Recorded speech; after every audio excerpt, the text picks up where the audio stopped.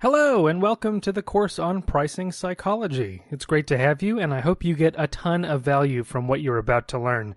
Before we get started, I thought I'd mention my credentials really quickly. I'm a social psychologist, I have a master's in social psych, and I'm nearing the finish line for my PhD. I'm also a teacher. I teach psychology courses at the college level, so I've gotten used to translating the humdrum of statistics and journal articles into something that people can actually understand. And I'm excited about this course because there's so much interesting research in pricing psychology that could help a ton of people who need to set prices for any number of reasons. So we're going to cover the simple ways in which changes to a price and its presentation can have real benefits to sales outcomes. But I want to make one quick point, though. A lot of the effects in this course might seem like common sense to you, and I agree that several of these strategies are things that make you go, I already knew that. There are a few reasons not to discount the lessons that seem like common sense, if they do.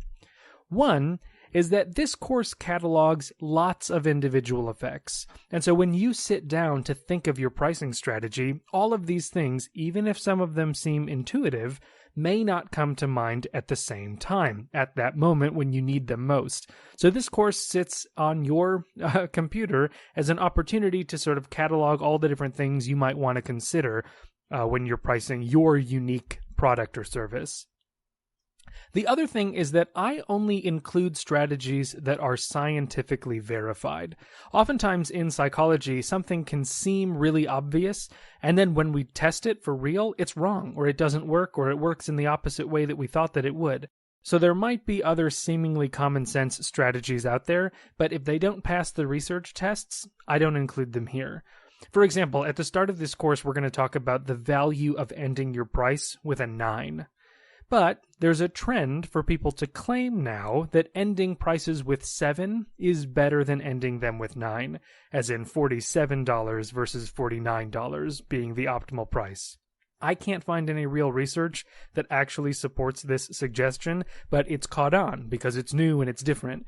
And it might even be true. 7 might be actually better than 9, but the data that I've seen don't support it. And I don't have access to any evidence that says that 7 actually does perform better than 9. So if the data don't support it or I don't have access to it, I don't include it in this course. Everything here is stuff that I can back with a scientific paper that I can provide for you, and I do provide for you. The other thing to note is that sometimes the research gives us useful information about when certain things are helpful and when they aren't. So like in the case of $4.99 being better than $5, that's something you think you already know. But we're going to talk about times when $5 actually might be the more effective price than $4.99. So even things that seem common sense in general, when you probe the data and you really research these things well, you can see that, well, it's only sometimes the case that the common sense strategy holds, and other times the flip side is true. Now, those are my caveats for things that might seem like common sense. The other thing is I'm going to show you some strategies that might just seem flat out wacky. You might go, what are you talking about? There's no way that would work. But know that I'm not just making these up. These all come from published peer-reviewed research studies, and I include citations to the studies throughout the course if you want to do some further studying. I simplify a number of things, so you're invited to look at those primary sources for more detailed information. Okay, now this is about to get trippy. I'm going to show you a slide within a slide. Here's what one of the upcoming lessons looks like. You'll see here some names and a year. This is just where I'm marking the source for my information. All of the citations related to published studies in respected journals are given to you on the slides that are most important. And at the end of the course, I'm going to list a full set of citations in case you want to know more.